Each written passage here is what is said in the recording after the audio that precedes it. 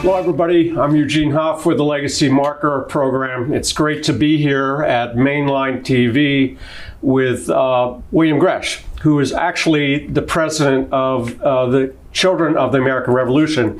And before I go into the interview, and I'm very excited about this, it's just I went online and here's a little bit of a bio on what the society is about. The National Society of Children of the American Revolution, NCAR, is the nation's oldest and largest patriotic youth organization and offers its membership to anyone under the age of 22. Lineally descended from someone who rendered material to the cause of American independence as a soldier, sailor, civil officer, or a recognized patriot in one of the several colonies or states of the United States. And SCAR activities focus on patriotism, service, and education about American heritage. I can't think of anything more important than that with the upcoming of the 250th anniversary of the signing of the American Declaration. And I think the component here, particularly with having William here, is that oftentimes people ask me and our organization, the Legacy Marker program, is you got to get the Scouts involved. You have to get the Girl Scouts involved, Boy Scouts involved, and their esprit de corps is very much along those lines. We are looking for other entities to get involved in basically the mission statement of the Legacy Marker program: to engage, preserve, and protect, and in turn share the unique historical narratives of our communities, which includes schools and community programs. William, thanks for being here. And you are president of? Yes, president of C.A.R, Pennsylvania C.A.R. State President. Okay.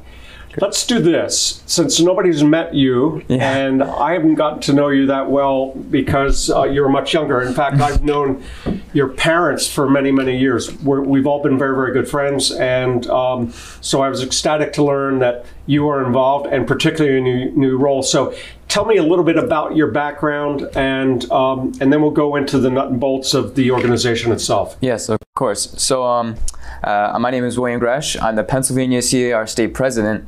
And you know, I'm 17 years old, but other than being in Pennsylvania C.A.R., I go to Shipley School in Bryn Mawr.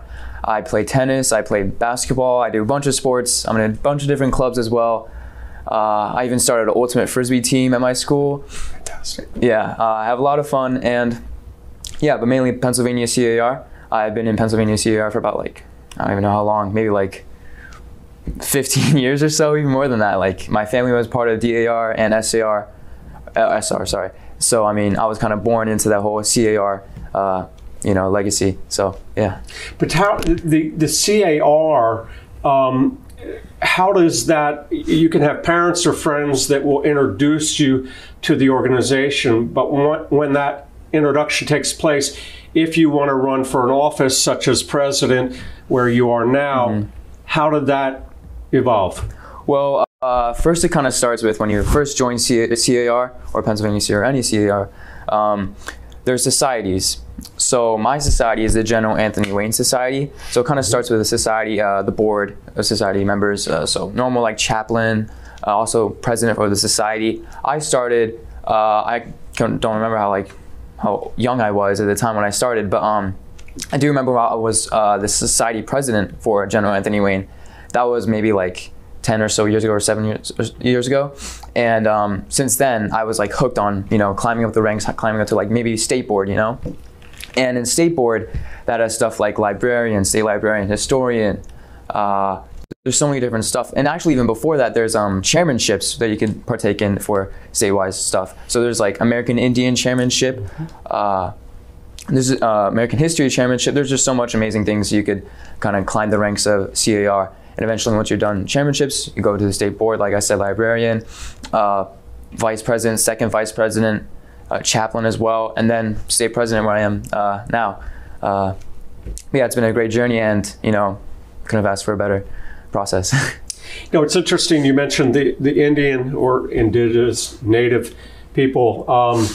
Very strong component of the history of this region of the world, and as our country evolved, and a lot of traditions and situations and difficulty situations obviously discrimination issues early on in terms of land rights, like Trail of Tears being forced off lands. But what amazes me is that from colonial times to present, Native Americans have joined the military. They have been honorable servers in many capacities, whether in fact like may not be combat service, but technical support. Or World War II, they were the code talkers, because I don't think anybody knew how to speak Navajo or understand it. So I'm pleased to hear that that is a component that will be brought in, where you or a group of C.A.R. entities takes that as a platform they're interested in pursuing. Yeah. I mean, and then there's so much other stuff than just that. There's also the Veterans Chairmanship as well. But funny you mention American Indians, because for National Society C.A.R., I was actually American Indian chairman at one point, and while like I enjoyed it so much, I learned so much about the history of indigenous people, and like I traveled to Oklahoma, Bacone College, which is a college just for Native Americans, and where they, you know, they could study and go over the, you know, casual college things, and when they didn't have that education given to them in their earlier years. And, you know, it's just a great experience, like, because of C.A.R. I've learned so much, and, you know, traveled so long. And what's very interesting is that, like, all the societies in the country of C.A.R. kind of, like, put in their entries into my contest, which is the American Indian contest for National Society, and, like, learning about what they did to, like, you know, learn more about American indigenous people. And it's just like so interesting. And you know, like we even talked about the history and battles and wars with American Indian people, especially in one of the years, the national president, he had a project based on, you know, veterans, and we really went in depth of indigenous people who were veterans, and so much other stuff like that, and the history behind it. And it's just so great, and I'm glad you mentioned it so I can just bring this up. Well, I'm hoping to pursue some more of that, because as mainline TV is aware, and for about 10 years we've been looking at issues concerning cemetery monument preservation and the importance of understanding the historical narratives. The Delaware Valley, understandably, is rich. You have Lenape, you have the Wemisi, you have sites in this region that are burial areas, which it's not like a West Laurel Hill where you have these huge monuments. The Indians were very, as a people, very sedate. It's like Lenape Indians, their clothing, they're very subtle. In a woman's dress, for instance, would just be a certain shaped leaf. That was assigned to any other members of the tribe. That person was a member of the tribe. But it wasn't, you walked in and say, hi, I'm William Gresh, and I'm a Lenape Indian, and nice to meet you. Very subtle. And I think with your role particularly, and as adults we're challenged with this, how can we share what you are learning, or you share with others who know nothing about this? Particularly with the events coming up with the 250th. In terms of that outreach, I'm curious, what is the membership now currently in terms of all the states, and do you have the figure just for Pennsylvania alone? Pennsylvania, we have about maybe like 500 members or so. That's significant. I couldn't tell you how much the National Society, that's like, there's so many more. It's like every state is represented then? I mean, every state, not, some states are not as, you know, into it as other states. Sure. But so far, I think we got almost all the states. And I couldn't tell you how many members are in each state. But yeah, I do know Pennsylvania is one of the bigger organizations that have a lot of members. And New York's there, Texas as well. Mm-hmm. But yeah, going on with your question about whole 250th. Well, one way that C.A.R. is especially like trying to, like, you know, push the motive of American history is that, like, on our website you could find a lot of information. The website's penncar.org. It's PENNCAR.org. CAR.org, sorry. And if they reach that, it's a website and there are individuals that will respond to inquiries, or is it just an information platform? It's a big information platform of how you could even get involved in C.A.R. Okay. And once you're involved in C.A.R., that's when, like, the whole history learning happens. Like, And with the 250th, especially since it's now going on, like we're definitely planning on something to be involved in that in any sort of way. I know we're planting trees for our state project. That could be something big with the 250th. Where will these trees be planted? These trees will be planted in historic Waynesboro. That's near Paoli. So basically, I mean, we have a goal about like each tree costs about like $1,500. So our goal. These are big trees? These are actually supposed to be historically accurate trees of the American Revolutionary times. So what would they be? We kind of put that in the job of the people, the professionals there. But you know, it's very important. They are going to be planting in historic Waynesboro. We do have a goal, maybe like 5 or more. And that is a pretty hefty goal, but I really do feel like with our membership, we could reach that. And, you know, it'll be great for America 250. And yeah. Well, and beyond, I'll share with you that for the World War I centennial, that the war to end all wars, it wasn't obviously, they planted trees across the country for that. And at Fairmount Park, up near Strawberry Mansion area, there's a grove of oak trees. And at the base of those oak trees, many of them are over 100 or more years old, recognizing 100 years from, I believe, armistice, these trees grew, and they are basically a time capsule. The challenge is the care for these trees. You need stewards. A lot of times, and I'm just giving you some ideas here, where trees in Chestnut Hill, they planted some trees for a special event. And unfortunately, they planted trees too close together because after 50 years, they expanded. Exactly. So I think the tree piece is a great memorial piece. And that project and others, I'm hoping that your organization really reaches out not only to mainline TV, but other people, because I'm a history person. I heard briefly about your organization. I had never met anybody, and here I am sitting with you today. And maybe that's why your parents didn't tell me, but I'm ecstatic that you're here. So I'm going to have more questions beyond the show. Moving forward, so with all the chapters that are active, the different states, how do you communicate with them? Do you do Zoom, or what? Or do you have a national conference, or what takes place? So between all the societies, we usually have a state conference where everyone in the whole state, meaning their societies and everyone, kind of meets up, and we have our own little meeting. But there's so many things other than that, just like one meeting. We have summer workshop, which is such more like laid back, kind of like have fun with the kids. And that's where we also get to meet with all the societies, like go over what they're doing, like, you know, hear about that stuff. Because I mean, these societies, they have opportunities to participate in sending in their contest entries for each chairmanship. And I mean, there's just like in American history, like that contest could be like, oh, study veterans history and their impact on the U.S. And like they will send in contests of them doing that. And you know, that's where like state summer workshop, that's where you can like kind of study about each contest, and the societies can send in that contest and they'll be judged. And then during state conference, that's when we will have the winners declared. So the societies, that they're a big part of the state, you know, that's like what all it is.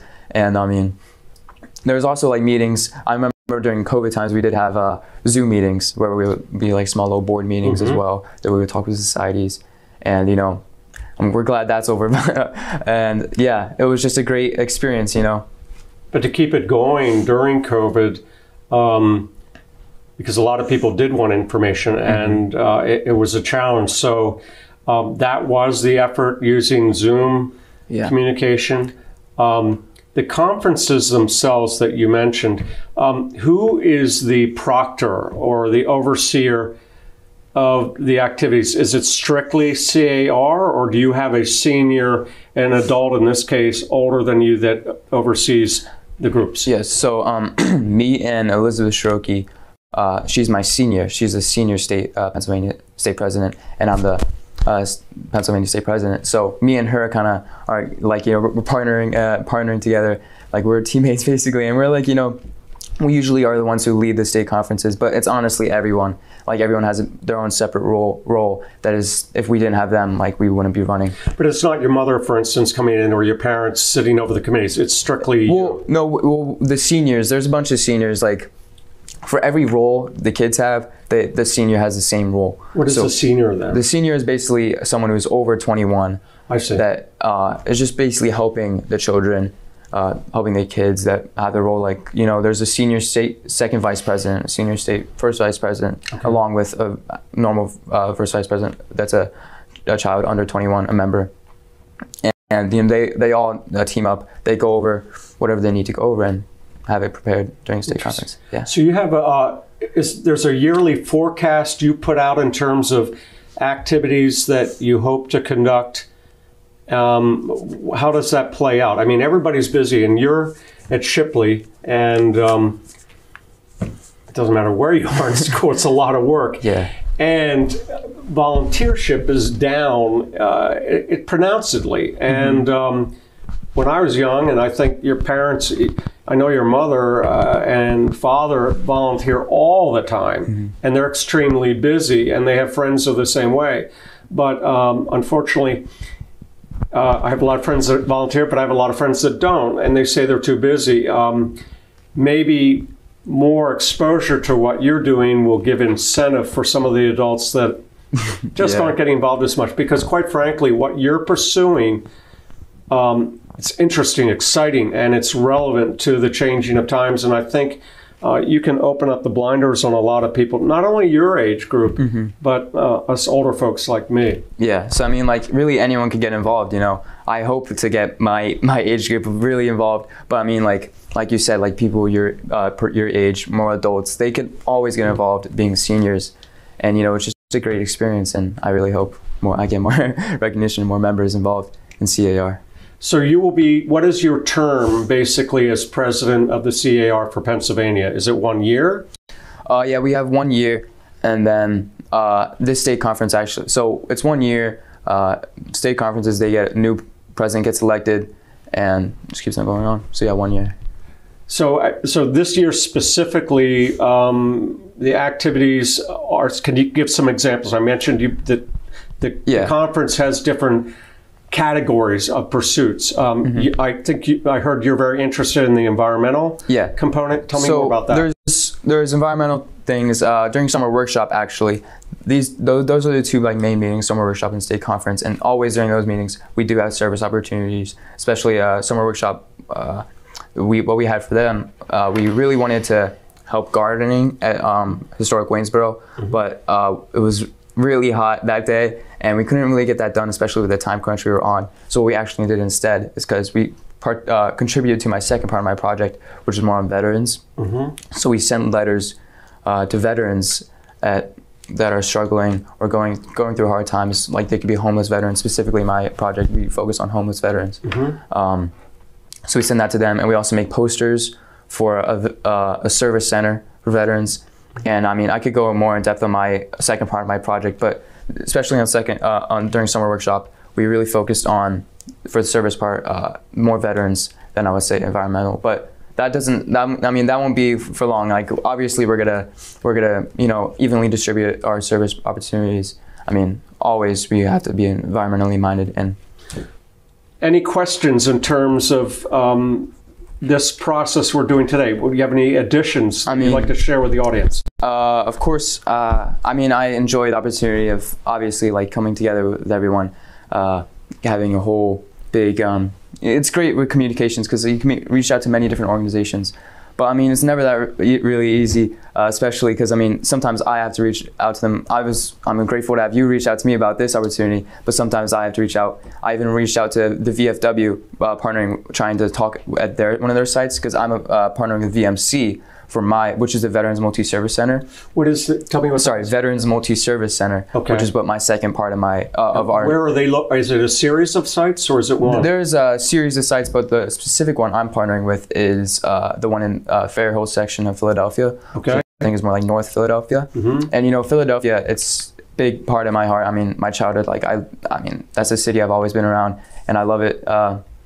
And so I saw many homeless people there, and I kind of wanted to bring back with my second part of our state project by supporting veterans, especially that are homeless. And I even partnered with them and had a service center, especially for Edison 64, where we would house homeless veterans. And, you know, I visited that, and I know it's a great organization. And like, I'm just so excited for this upcoming year. And I'm even more excited that I get to share with everyone and share with you, and like have more opportunities to communicate with other organizations and, you know, spread the love. Yeah. That's the near dear piece that you're mentioning, is that these centers oftentimes also, as I said, are food distribution. Doctors, my dentist provides free inspection. It's like a rendezvous. They set up tents, GP meetings for all the military guys. They'd understand that. And people could come into those sites to receive care. But another program I just went out and you'd be interested in, possibly, it's called Gateway Horseworks. And it's like a Thorncroft, but it's not for riding horses. They are working with women that have been abused, at-risk youth, veterans with PTSD. They even go out to the prisons, but they go out there with the horses. And what they're finding is just being around the horse. I say you go in a barn, whether you're right or not, your blood pressure drops. There's just something there. So this Gateway Horseworks is out near Great Valley. You might even, I'll take you out there sometime, go with your parents. What they're doing is extremely important because they're helping a multidisciplinary grouping of people.